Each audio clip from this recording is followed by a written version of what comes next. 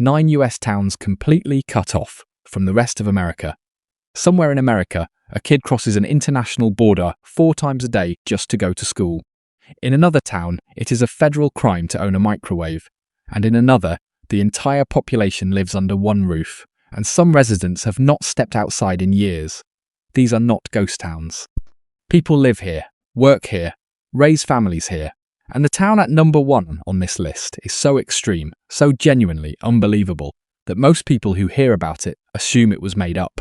It was not. Stick with me to the end, because that one will rewire how you think about the word community. Before we get into it, if you find yourself amazed by what you are about to hear, hit that like button and subscribe. This channel exists to take you places most people never think to look. Now let us go. Number 9, Terlingua, Texas. Most people cannot find Terlingua on a map. That is not an accident. This unincorporated community sits deep inside the Chihuahuan Desert in West Texas, the largest desert in North America, roughly 40 miles from the nearest town of any real size.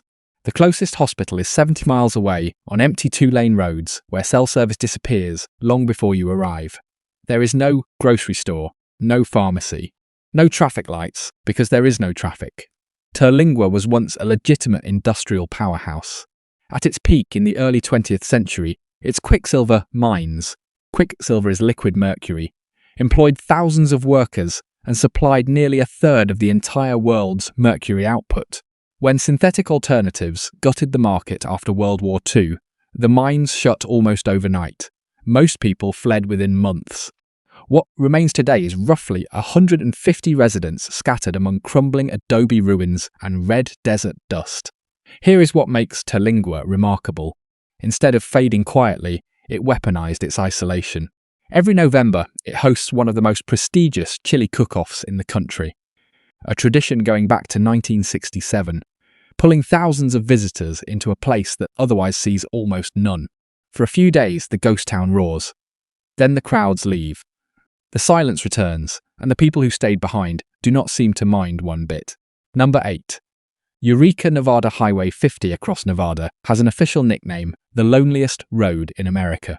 Life magazine gave it that title in 1986, warning readers that travelers needed survival skills to attempt it.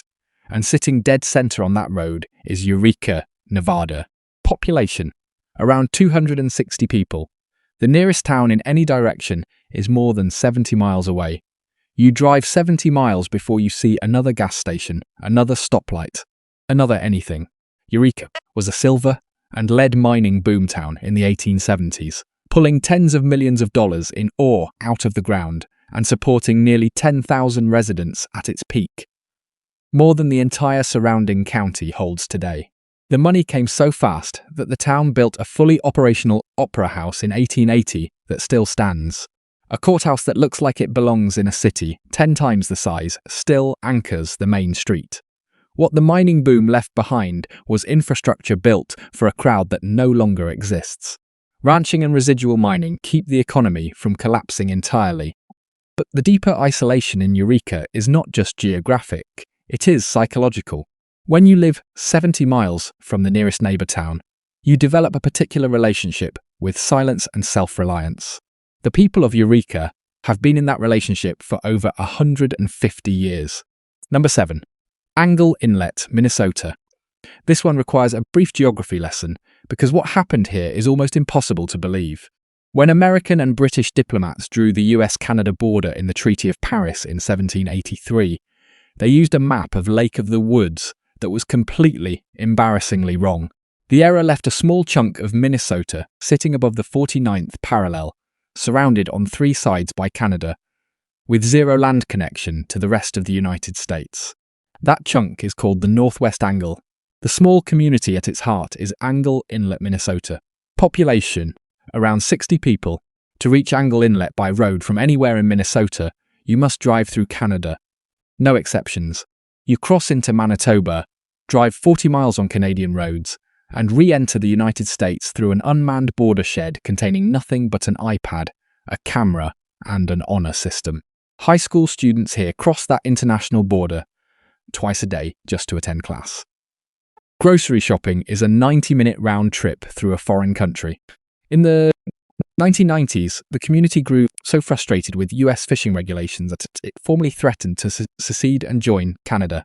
The federal government took it seriously enough to actually change the regulations. 60 people, and Washington blinked. Number 6. Boulder, Utah. Until 1940, the town of Boulder, Utah received its mail by mule. It was one of the very last communities in the continental United States to give up that delivery method. That single fact tells you everything about how long this place has existed outside the reach of the modern world.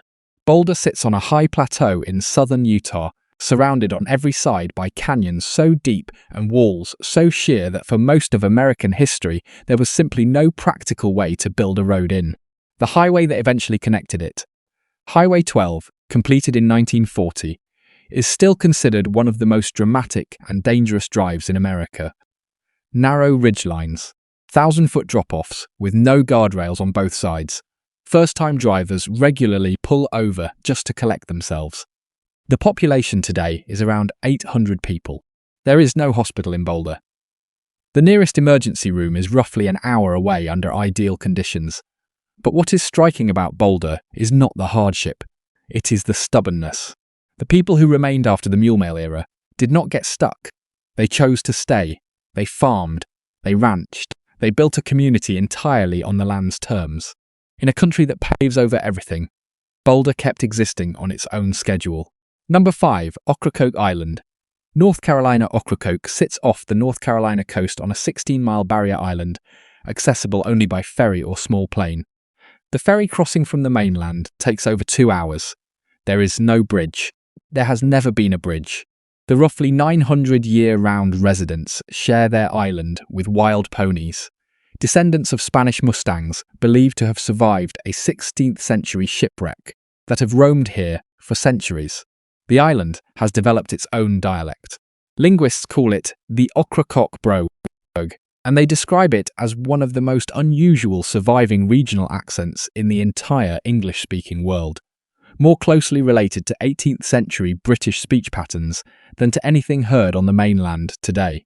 It exists because the island existed in near total isolation for so long that the language simply evolved on its own. The pirate Blackbeard was killed in the waters just off Ocracoke in 1718. His severed head was hung from the bow of a ship as proof of his death. That kind of history soaks into a place and stays. Winters here are particularly brutal. When tourist ferry runs reduce, supplies tighten. During major storms, the island goes dark. No resupply, no evacuation, no access, sometimes for days at a stretch. The people who live here year-round will tell you the isolation is real. They will also tell you they are not leaving. Number 4. Green Bank, West Virginia. In Green Bank, West Virginia, it is literally illegal to use a cell phone, not frowned upon, not restricted to certain zones, prosecutable by federal law. Green Bank sits at the center of the National Radio Quiet Zone, a 13,000 square mile federal area established in 1958 to protect the Robert C. Byrd Green Bank Telescope, the world's largest fully steerable radio telescope. The structure weighs 17 million pounds and stands nearly 500 feet tall. It is listening for signals from the edge of the observable universe, and your phone would ruin it.